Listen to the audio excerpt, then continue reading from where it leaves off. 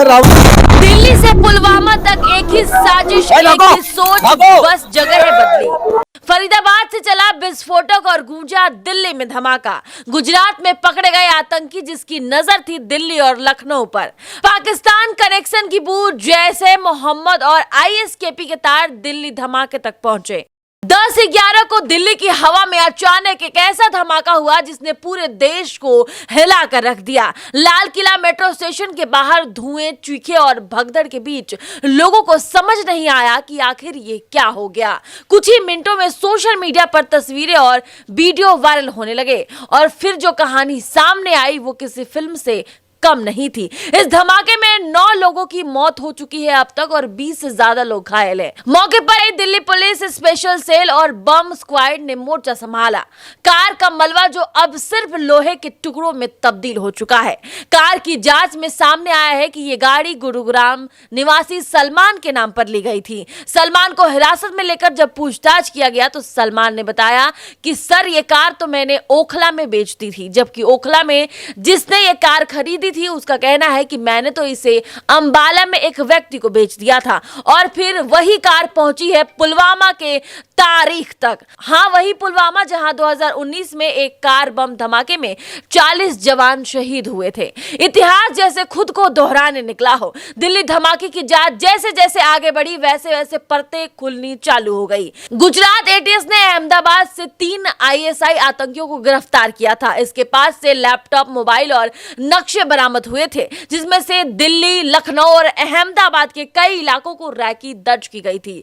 जांच में सामने यह भी आया कि ये लोग लखनऊ स्थित आरएसएस दफ्तर पर भी हमला करने की साजिश रच रहे थे। सूत्रों के मुताबिक ये तीनों आतंकियों का लिंक उस बड़े नेटवर्क से था जो देश में डॉक्टरों की आड़ में आतंक फैला रहा था। जी हाँ, बिल्कुल सही सुन रहे हैं, डॉक्टर जो पढ़े लिखे, डिग्रीधारी, लेकिन सोच एकदम जहरीली। इस नेटवर्क के तीनों बड़े चेहरे सामने आए। Doctor Adil Ahmad Rathore, doctor Muzahim Shakil, doctor Ahmad Moinuddin Syed.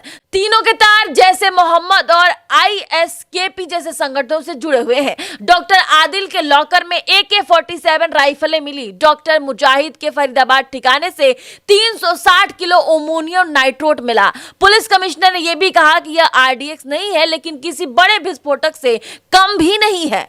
और फिर कहानी में एंट्री हुई डॉक्टर उमर की। फरीदाबाद मॉड्यूल में सबसे एक्टिव दिमाग। जब छापेमारी शुरू हुई तो उमर पैनिक में आ गया। एजेंसियों के अनुसार उसने जल्दबाजी में दिल्ली ब्लास्ट का प्लान एक्टिव कर दिया। यानी यह धमाका किसी अंतिम योजना का हिस्सा नहीं था बल्कि पकड़े जाने के डर में की गई जल्दबाजी थी। ये वही डॉक्टर उमर है जिसने अपने साथियों के साथ एक राइसिन नामक घातक जहर बनाने की कोशिश भी की थी। राइसिन दुनिया का सबसे घातक बायोलॉजिकल पॉइजन। अगर इसका इस्तेमाल होता तो दिल्ली में सिर्फ धमाका ही नहीं, महामारी जैसी तबाही हो सकती थी। अब एक बार सोच के देखिए, एक तरफ दिल्ली के दिल में धमाका, दूसरी तरफ गुजरात, हरियाणा, जम्मू कश्मीर में फैला नेटवर्क। क्या ये महज संजोग था या फिर एक साथ कई जगहों पर हमला करने की बड़ी साजिश का हिस्सा था? एनआईए अभी इन्हीं सवालों के जवाब ढूंढ रही है। फरीदाबाद में जब पुलिस ने छापा मारा तो वहां से बरामद हुआ हथियारों का जखीरा, नक्शे, केमिकल फॉर्मूले और एंटी करप्टेड चैट्स में D-Day का जिक्र था और लोकेशन थी दिल्ली, रेड जोन।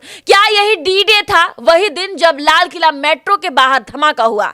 सवाल और बढ़ रहे हैं। क्या दिल्ली का यह ब्लास्ट किसी विदेशी हेल्डर के निशाने पर किया गया था? क्या उमर, आदिल और मुजाहिम जैसे डॉक्टर सिर्फ फ्रंट फेस थे या उनके पीछे कोई बड़ा मास्टरमाइंड बैठा है?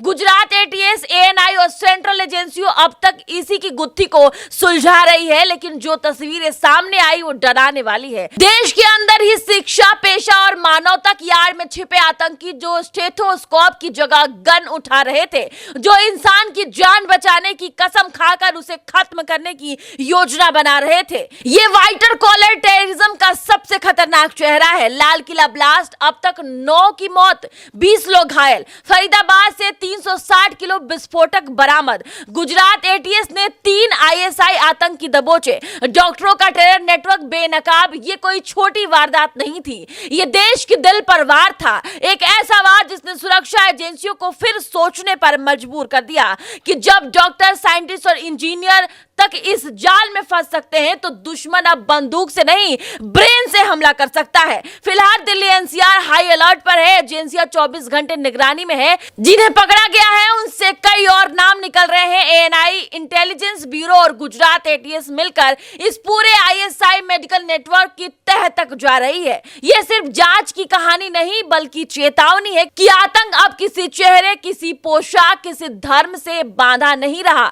वो वही है जहां लालच, नफरत और अंधभक्ति मिलकर इंसानियत को कुचल देते हैं। दिल्ली का यह ब्लास्ट हमें याद दिलाता है कि हमारा दुश्मन बाहर नहीं, भीतर ही छुपा हुआ है और जब भी वो वार करता है तो सिर्फ दीवारें नहीं, दिल भी हिल जाती है। इस देश ने पुलवामा झेला, मुंबई देखा और अब दिल्ली का जख्म महसूस किया, लेकिन हर बार जब कोई दुश्मन हमें तोड़ने की कोशिश करता है तो भारत फिर और मजबूत होकर खड़ा हो जाता है, क्योंकि ये देश डरता नहीं है, लड़ता है और जीतता है। साजिश चाहे कितनी भी गहरी क्यों ना हो, हिंदुस्तान का दिल हमेशा धड़कता है।